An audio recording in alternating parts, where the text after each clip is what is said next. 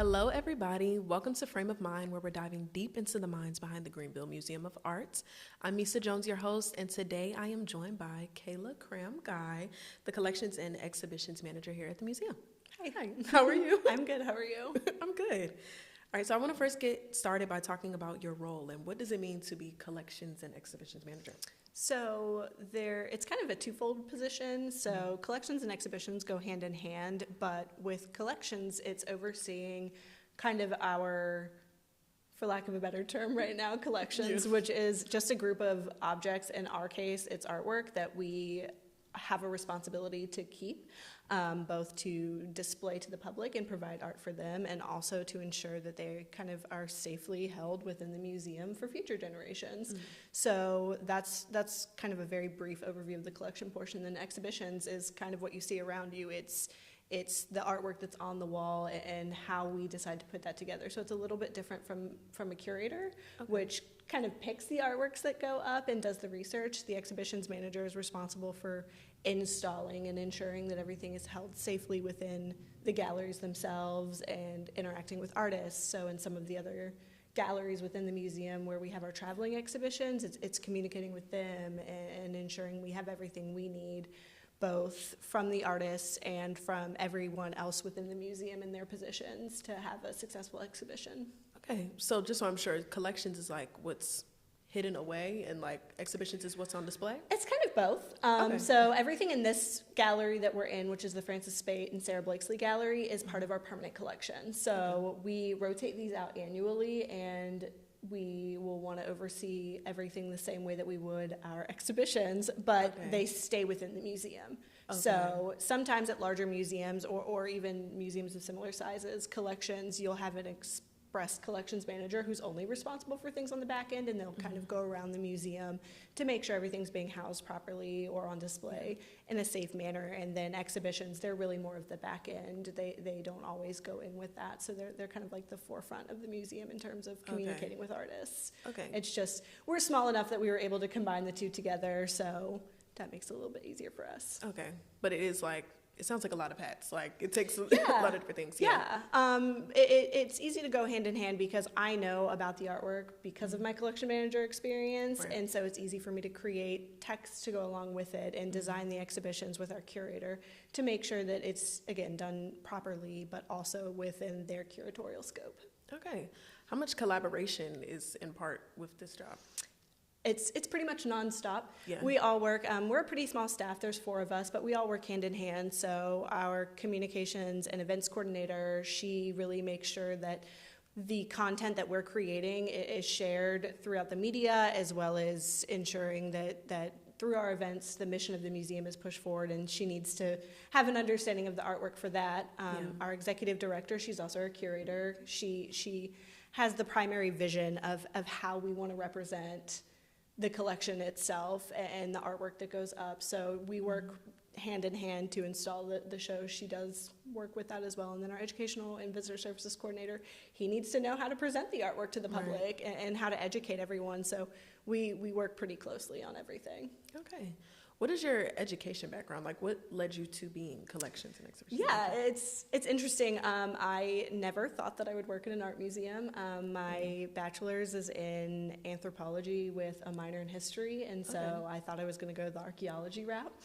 And then I got my first contract archaeology job and decided I did not want to go traipsing through the woods for 8 hours a day. It's fun, but it's also kind of exhausting. And so I moved and got a master's in museum studies with a focus in collection management. And, you know, the two go hand in hand. I worked with collections within my archaeology background. So I thought that I would go towards a natural history route. And then I had the opportunity to interview here and really liked the mission of the museum and how it was represented, and so it brought me here, and so now I'm at an art museum and I love it. How long have you been here? Almost 5 years. Wow. So I started in 2021 as the, at the time it was called the Visitor Member Services Coordinator. So I primarily worked with visitors as they came in and ensuring our membership was kept up. And then as we kind of progressed, we realized that we did need a collection role, and that's what my background was in. So it kind of transitioned from there. Okay. So how do you balance caring about your permanent collection while also planning for new? It can be a challenge at times. So we always have kind of an ear to the ground when it comes to the preservation of our artwork. So we have what we call a vault. Other institutions will call it something different, but it's our collection repository. And there's all kinds of, humidity and temperature sensors in there. And so we will kind of evaluate that on a regular basis. I get notifications to my phone if things change with the temperature or humidity, and we'll do walkthroughs of them, of the collection itself, and daily we'll do walkthroughs of the museum to make sure everything's that way. And then with our traveling exhibitions, we do or temporary exhibitions, we'll refer to them sometimes as well. We try to plan those out months in advance, and months to years, really. And so it takes our focus for a certain amount of time, and then we're able to kind of focus back on our permanent collection work. Okay. Well, we're going to take one quick break, and we'll be right back with Frame of Mind.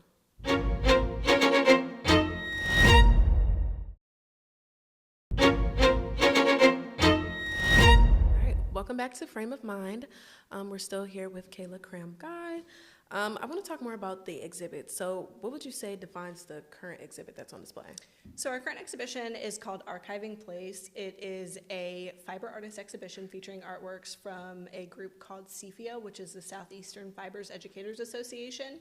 We have, I believe, 19 or 20 artists that are participating, and the entire scope of the exhibition kind of explores how we define place within society, and they do that through the fiber arts, and it can be, your physical location. You'll see some kind of road maps in there, and then some can be, a mental location or a digital location, and they kind of use their artwork to tell that story. And it's interesting because you'll walk into the gallery and you'll see some that it's, very clear that that's the message that they're trying to convey, and then some it's kind of where our places, within our environment and how we interact with that. And I think that that's a very interesting way of expressing that. Yeah. What pieces stand out the most to you? So I think that this is one, I love them all. I do. I genuinely do. It's one of my favorite exhibitions that we've had at the museum. I think that the mediums that are presented are so varied but similar. My favorite piece in there is by an artist named Gina Eve Klein, and it is kind of this bead and yarn piece where they've interwoven this scene with beads into this kind of water-based situation where it recalls upon their memories of grandparents and trips that they've taken, and I think it's just such an interesting piece, and it's just visually very beautiful as well. Okay, what went into choosing that exhibition? Like, what goes into the process of, okay, this was going to be there? Yeah, so there's kind of multiple avenues for that. So this one, we were contacted by kind of a figurehead of CFIA, and she kind of expressed interest in wanting to do a group exhibition. And after we looked into our schedule, they submitted a proposal. So we require proposals for all of our exhibitions, so we can really know what we are doing. We also have a committee that has to approve it, so we can't unilaterally decide to do an exhibition. But part of that is they have to send us what they want the exhibition to look like, who they want to participate, the message that they're trying to convey, and how they're wanting to do it. And so we started this conversation, I believe, 2 years ago, and kind of came to fruition within 6 months of the exhibition, just knowing who's going to be participating, the works that they're having, and then we kind of get to move forward and decide how we're going to display that and the best way to continue their narrative that they've established. Yeah. Is that the normal time frame, 2 years about to start planning? It can be upwards of 3. Sometimes it's a little less, just depending on the schedule of the artists participating, if we have any openings that have randomly come up, or if we're wanting to expand upon anything. But generally we try and do 2 to 3 years out to give the artists plenty of time to prepare and to give the museum time. Okay, I was going to ask that, like, are they commissioned, like, okay, this is what we want y'all to create, and then they start working on it? Some of them can be. Some of them it's presented to us as a completed exhibition, and they're just kind of traveling it from institution to institution. We did an exhibition recently called The Home I Never Knew, Nidea Ki Nidea, and it was about Latinx members of our community, and generally within the southeastern region, and that was kind of the theme of being neither from here nor there. And so we did ask some artists to create new pieces if they didn't have any that fell in line with that. We worked with a guest curator from Casa Azul de Wilson, so she was really able to help identify artists and push the idea of what the exhibition actually is. So some of them did create new artwork, and we really wanted to ensure that they were able to, and then some, they came with pre-prepared artwork that kind of fit the narrative, so it varies. Okay. I know this one has been on display from October, and it's going to be there till March. Is that the normal time frame that you guys keep them up? Yes. So it's anywhere between 4 months. Sometimes it's a little less, sometimes it's a little more, depending on the calendar and what the artist needs. But generally, our summer exhibition will be up for about 4 months, and then our fall exhibition will be up for 4 months. And then we do multiple shorter exhibitions during the spring. Okay. How do you guys promote the exhibitions that are on display? We do print and social media. Sometimes we'll go on TV, but we do postcards to all of our members, and then we push it on social media pretty heavily. Okay.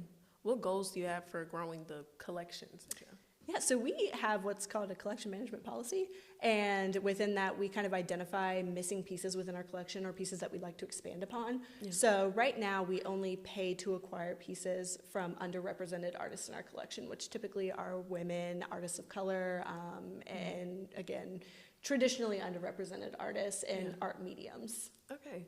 When you said missing pieces, like, do you mean like missing in the time frame or missing just? It can be both. It can be parts that when we've researched the collection, we said, oh, we really don't have a lot of pieces from, the early 1900s, so maybe we want to fill that out. Or maybe we have, 10 female artists from this time frame, so we want to make sure we're getting more artworks of that style, or more, self-taught artists. So I guess missing is kind of a loose term here. It's what we want to expand upon. Okay. Where do you find the art pieces? Like, where do you look to get? Various places. So sometimes we'll try and purchase from current artists. So like in our parlor gallery, we have a piece by a pretty well-known artist named Stacey Lynn Waddell. She works in gold leaf, and it's of John Outerbridge, who's a prominent Greenville artist. So we acquired that piece, and sometimes we look at auctions. Really? Okay, like local auctions, or you guys go? It varies. Yeah. Yep. I feel like I'm saying it varies, but it does. So there's a couple auction websites that we use. Brunk Auctions is out of Asheville. We'll use them. Basically, anyone who can provide appropriate provenance for the artworks, so we're not acquiring any ill-gotten artworks. Yeah. Yeah. Okay. Well, we're going to take another quick break, and we'll be right back. Stay with us.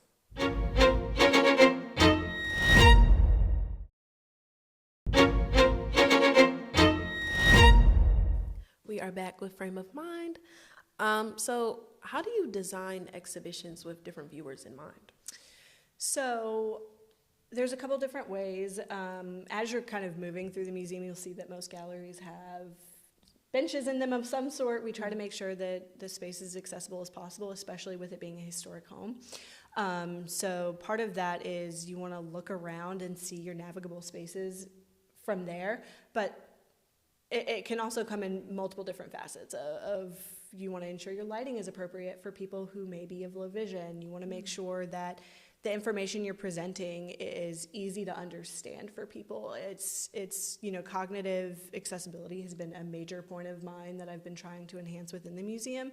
So as we're laying out our exhibitions, we want to make sure that it looks cohesive, but that we're also able to convey the point of the exhibition to everyone. Yeah. So I use a software system to kind of lay out all of our pieces once I have the dimensions, and I'll kind of 3D render them onto the walls so I can see it there, and that really helps in advance figure out how our walkways work and how people will navigate the space.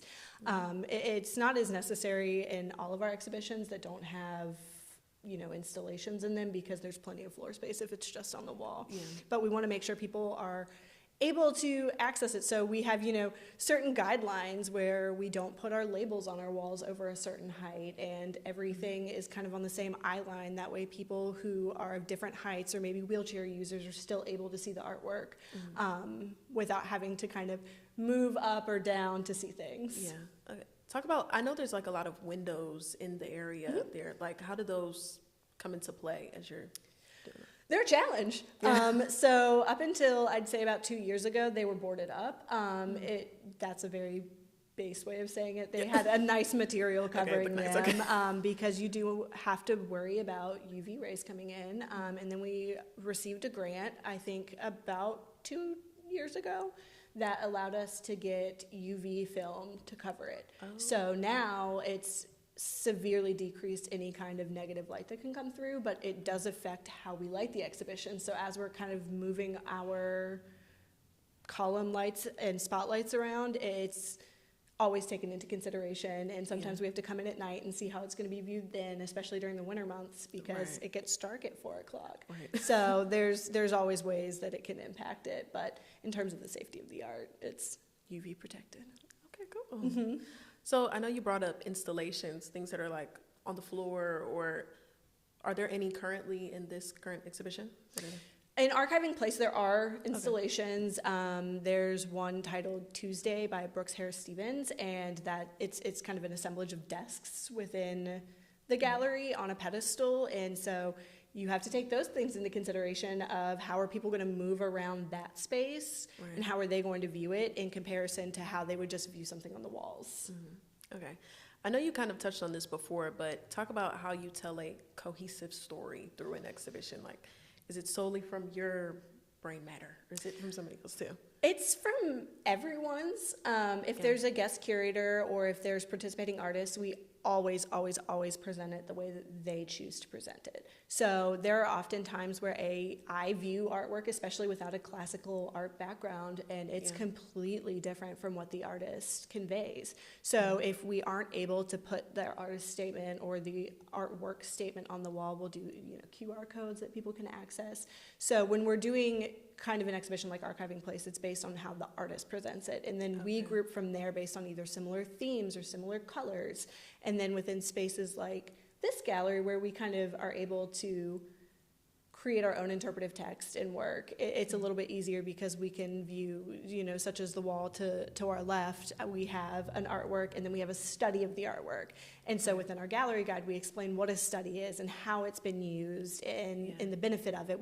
I personally, and I believe my coworkers feel the same way, don't like to assume that anyone has pre-existing knowledge before coming into the museum about some of these more intricate and specific details. Okay. And I know you said there's a guide. Like, is that something like in a pamphlet at the front, or? Yeah, we keep it in a pamphlet. We call it the gallery guide. It's of our Flanagan family home. It kind of delves into what each gallery is, the artists that you can find within them, as well as some key art terms that you may not know, and then some activities that you can do. Okay. Well, we're going to take another quick break. We'll be right back. Stay with us.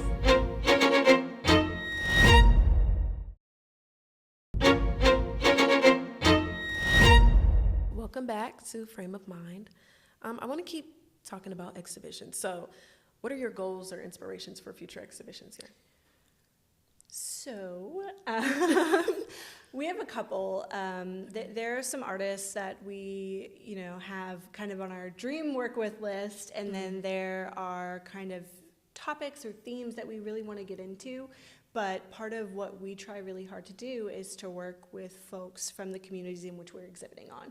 So there are times where we think that we want to do an exhibition, but we don't have someone that we directly are able to work with at present to make that exhibition happen. So I think right now we're actually kind of going through for our late 2027 calendar and figuring out what we want to do with that. We have some proposals that we're going through this week, actually, to determine what we're going to be exhibiting in the future. I think, personally, I would love to see something a little sculptural that kind of plays on what we're doing now, which is the textile show, because I like having different mediums within the space and being able to just showcase a bunch of different mediums within a calendar year is always very exciting because people have new things to look at. Right. And so that's something that I'm very interested in moving forward with. We don't have any proposals right now specifically for that, but maybe 2028. You never know. You never know. Exactly. Right. I think that that's the fun thing about it is there's so many different types of artwork that we can bring in that they're all so different from each other. We've not had one exhibition since I've been here, which is, again, almost 5 years, that has been the same. It's all been different. And even if the artwork is similar, the story's different and the inspiration behind it is different. So, you know, you go into it thinking you want to do one thing, and then you read a proposal that has such a strong theme that's wanting to be conveyed that you kind of change your mind, not just when looking at the artwork. Talk about those proposals. Like, what does that look? Is it just like an essay or something, or what does that look like? Yeah, it can vary. Okay. So sometimes it's an essay. We do like to receive examples of artwork to be able to present to the committee before we can approve anything. Sometimes they don't have the artwork done, so they send us or images of previous exhibitions that they've done.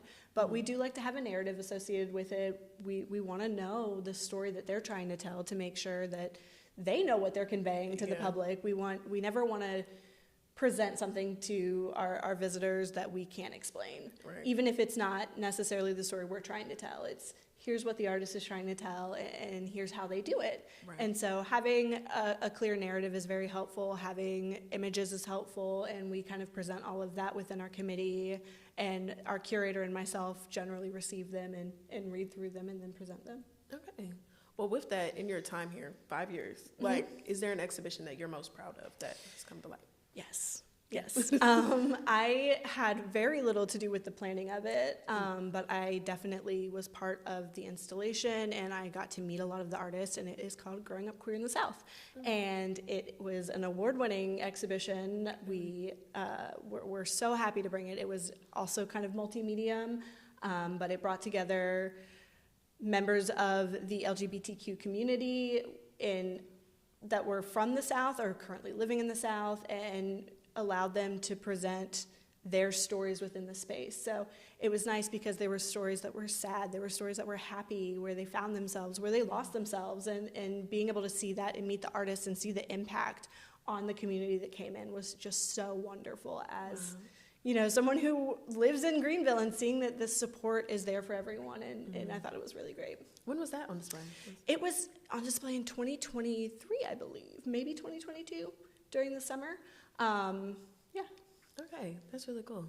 Is there anything else you want to touch on or add that people should know about collections and exhibitions? Yeah, I think that, you know, when you're walking through a museum and you're wondering where they get their artwork from or how they make these decisions, just to know that sometimes it's based on what the artist wants to convey, and that if you have a different perspective of how you view it, that there's no wrong way to look at art, and always be comfortable asking for more information. We're always happy and wanting to provide additional information, and if it's a personality-based situation where, you know, maybe that line looks like a line to you and maybe it doesn't, there's no right or wrong answer in terms of how you're viewing something or how the artist created it. And I think that, you know, with art museums in particular, it's super important that we all communicate about it and talk, because I don't always know what artists are trying to convey.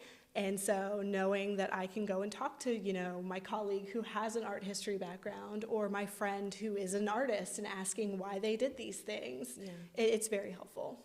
That's cool. That's a good way to look at things. Yeah. It's always been a challenge. I didn't go to a lot of art museums growing up, and so being in them now and working in them, it makes it so much more fun to visit, because I know that just because I don't have the art knowledge doesn't mean that I can't enjoy it as well. Right. Yeah. Well, thank you so much for talking to me today. Thank you. It's been great. And thank you guys so much for watching Frame of Mind.